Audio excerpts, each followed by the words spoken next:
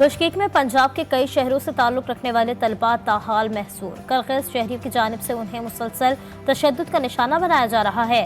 کئی طلباء کا ویڈیو پیغام، والدین کی حکومت سے بچوں کے تحفظ اور واپسی کے لیے ایئرپورٹ تک سیکیورٹی فراہم کرنے کی اپیل۔ ملتان میں قومی اسمبلی کے حلقہ NA 148 میں ضمنی انتخاب کے لیے پولنگ جاری۔ سنی اتحاد کونسل کے امیدوار بیرسٹر تیمور الطاف ملک اور پیپلز پارٹی کے علی قاسم گیلانی کے درمیان کانٹے دار مقابلہ۔ ووٹرز میں جوش و خروش، لوگوں کی بڑی تعداد پولنگ اسٹیشنز پر جمع، اسلحہ اور موبائل پولنگ اسٹیشنز کے اندر لے جانے کی پابندی، سٹی پولیس آفیسر کا مختلف اسٹیشنز کا دورہ۔ پاکستان کرکٹ بورڈ کا T20 ورلڈ کپ میں قومی ٹیم کے لیے مینٹور رکھنے کا فیصلہ۔ PCB کا سابق ویسٹ انڈین بلے باز سلیوان رچرڈ سے رابطہ۔ T20 ورلڈ کپ کے لیے قومی ٹیم کا مینٹور بننے کی درخواست۔ ویسٹ انڈین لیجنڈ سے معاملات جلد طے پانے کا امکان۔ اور کراچی کے ساحل پر رن 1 میراتھن کا انعقاد، 1100 سے زائد افراد نے حصہ لیا۔ دوڑنے والے بچوں، لڑکے اور لڑکیوں سمیت بزرگ افراد شامل۔ میراتھن 16 ممالک کے 105 شہروں میں بیک وقت منعقد کی گئی۔ قرقیزستان کی دارالحکومت بشکیک میں پاکستانی طلباء پر تشدد، 140 طلباء خصوصی پرواز سے لاہور پہنچ گئے۔ وفاقی وزیر داخلہ محسن نقوی اور دیگر حکام نے ریسکیو کیا۔ ایئرپورٹ پر گفتگو کرتے ہوئے طلباء نے کہا کہ ہماری وہاں کسی نے مدد نہیں کی۔ بشکیک میں پاکستانی سفارتخانے بھی کوئی رابطہ نہیں ہوا۔ وزیر اعظم شہباز شریف کا قرقیزستان میں پاکستانی اور دیگر ممالک کے طلباء کو صورتحال پر گہری تشویش کا اظہار، نائب وزیر اعظم اسحاق ڈار کو بشکیک بھیجنے کا فیصلہ۔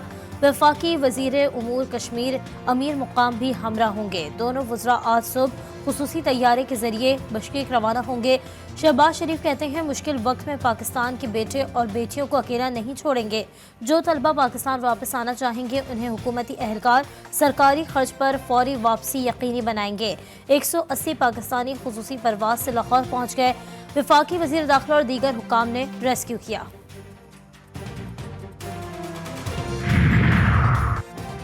اس وقت ایک پاکستانی طالب علم اسپتال میں زیر علاج ہے جس کی حالت خطرے سے باہر ہے۔ 10 طلباء کا رابطہ ان کے اہل خانہ سے کروا دیا گیا۔ قرقیزستان میں تعینات پاکستانی سفیر حسن زیغم کا ویڈیو پیغام، کہا قرقیز حکومت نے پاکستانی طلباء پر حملہ کرنے والے مشتبہ افراد کو حراست میں لے لیا ہے۔ سوشل میڈیا پر چلنے والی خبروں کو بغیر تصدیق یقین نہ کریں۔ بشکیک سے پاکستانی طلباء کا امیر جماعت اسلامی سے رابطہ، طلباء نے حافظ نعیم الرحمان کو وہاں کے موجودہ صورتحال سے آگاہ کیا۔ حافظ نعیم الرحمان کہتے ہیں حکومت کی جانب سے عدم رابطہ اور تعاون قابل تشویش ہے۔ وطن سے دور طلباء اور طالبات کی حفاظت ریاست کی ذمہ داری ہے۔ حالات کو کنٹرول نہ کیا گیا تو تشدد مزید شہروں میں پھیلنے کا خدشہ ہے۔ میڈیا نے عدلیہ کے خلاف مواد نشر کیا تو توہین عدالت کی کارروائی ہوگی۔ سپریم کورٹ کا حکم، فیصل وافجہ اور مصطفیٰ کمال کو شو کاز نوٹس کا تحریری فیصلہ جاری کر دیا۔ عدالتی حکم کے باوجود اور مطابق ٹی وی چینلز اور میڈیا پلیٹ فارمز توہین عدالت کا مواد چلانے سے گریز کریں۔ فیصل وافجہ اور مصطفیٰ کمال نے بظاہر توہین عدالت کی۔ عدالت کا فیصل وافجہ اور مصطفیٰ کمال کو آئندہ سماعت پر پیش ہونے کا حکم، دونوں کو 2 ہفتے میں توہین عدالت کے نوٹسز کا جواب دینے کی ہدایت۔ بانی PTI کے خلاف توشہ خانہ کا ایک اور کیس سامنے آ گیا۔ انکوائری رپورٹ میں مبینہ طور پر ایک نہیں 7 گھڑیاں خلاف قانون لینے اور بیچنے کا الزام۔ نیا کیس 10 قیمتی تحائف کے خلاف قانون پاس کرنے اور بیچنے سے متعلق ہے۔ کرافٹ واچ، رولیکس گھڑیاں، ہیرے اور سونے کے سیٹ کیس کا حصہ۔ تحفے قانون کے مطابق اپنی ملکیت میں لیے بغیر ہی بیچے جاتے ہیں۔ پرائیویٹ تخمینہ ساز کی ملی بھگت سے گراف واچ کے خریدار کو فائدہ پہنچایا گیا۔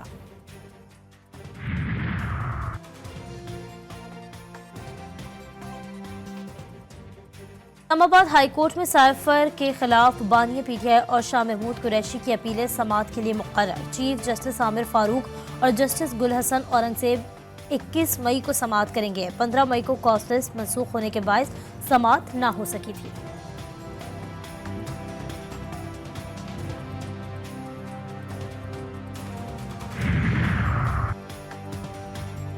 تحریک انصاف نے اسحاق ڈار کی بطور ڈپٹی وزیر اعظم تعیناتی چیلنج کر دی۔ شیر افضل مروت نے وکیل کے ذریعے اسلام آباد ہائی کورٹ میں درخواست دائر کر دی۔ آئین میں ایسی کوئی شک نہیں جو کابینہ ڈویژن کو ڈپٹی وزیر اعظم کی تعیناتی کا نوٹیفیکیشن جاری کرنے کی اجازت دے۔ درخواست میں موقف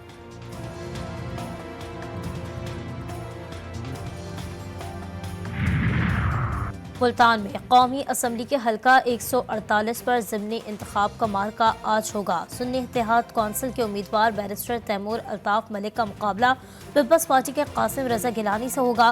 نشست یوسف رضا گیلانی کے چیئرمین سینٹ منتخب ہونے پر خالی ہوئی تھی۔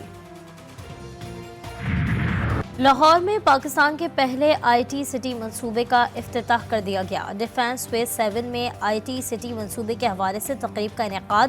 وزیر اعلیٰ پنجاب مریم نواز کہتی ہیں آئی ٹی سٹی منصوبے سے بچوں کو اعلیٰ تعلیم دی جائے گی۔ جو بچے فلم میں کیریئر بنانا چاہتے ہیں یہاں مواقع ملیں گے۔ خوشاب میں ہولناک ٹریفک حادثہ۔ پنچ پیر مناور روڈ پر تیز رفتار منی ٹرک کھائی میں جا گرا۔ حادثے میں 5 بچوں سمیت 14 افراد موقع پر جاں بحق۔ 8 افراد شدید زخمی ہوئے۔ بدقسمت مسافر بنو سے وادی سون جا رہا تھا۔ حادثہ بریک فیل ہونے کے باعث پیش آیا۔ وزیر داخلہ محسن نقوی کا حادثے پر افسوس کا اظہار۔ لواحقین سے اظہار تعزیت۔ مانسہرہ کے شوگران روڈ پر سیاحوں کی جیپ کو حادثہ۔ 2 طالبات حلیمہ اور زرمینہ جاں بحق۔ پرنسپل سمیت 7 افراد شدید زخمی ہو گئے۔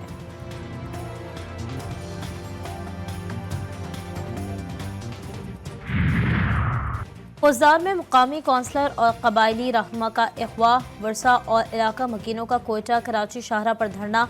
وہر کے مقام پر 24 گھنٹوں سے مین شاہراہ بند۔ گاڑیوں کی لمبی قطاریں لگ گئیں۔ مظاہرین کا موقفیوں کی بازیابی تک شاہراہ بلاک رکھنے کا اعلان۔ غزہ میں اسرائیلی جارحیت کا سلسلہ تھم نہ سکا۔ دیر البلا میں رفح سے محفوظ پناہ گاہ کی تلاش میں پہنچنے والے قافلے پر حملہ۔ درجنوں فلسطینی شہید۔ رفح پر 70 فضائی حملے۔ کئی علاقوں میں متعدد افراد ملبے تلے دب گئے۔ فلسطینی وزارت صحت کے مطابق حملوں میں مزید درجنوں افراد کی شہادت کا خدشہ۔ مشہور فلسطینی ماحولیاتی سائنسدان ڈاکٹر عظمی ابو داکا بھی شہید۔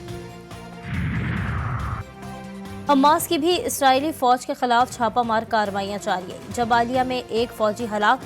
القصام بریگیڈ کے مطابق مشرقی رفح میں التنور کے ایک مکان میں موجودہ 15 اسرائیلی فوجیوں کو نشانہ بنایا گیا۔ رفح کراسنگ کے قریب اینٹی ٹینک راکٹ سے مرکوبہ ٹینک کو نشانہ بنایا گیا۔ اسرائیلی اپاچی ہیلی کاپٹر کو اینٹی ایئر کرافٹ میزائل سوم 7 سے تباہ کر دیا گیا۔ ایک اسرائیلی فوجی بلڈوزر کو بھی رفح میں تباہ کیا گیا۔ حماس کو ختم کرنے کا اسرائیل اور اس کے حمایتیوں کا خواب کبھی پورا نہیں ہوگا۔ حماس رہنما خالد مشعل کہتے ہیں کہ فلسطین کی آزادی اور خود مختاری تک حماس کی جدوجہد جاری رہے گی۔ ہر شہید کی شہادت ہمارے عزم کو تقویت دیتی ہے۔ اللہ اسرائیل کو شکست دینے کی سعادت حماس کو دے گا۔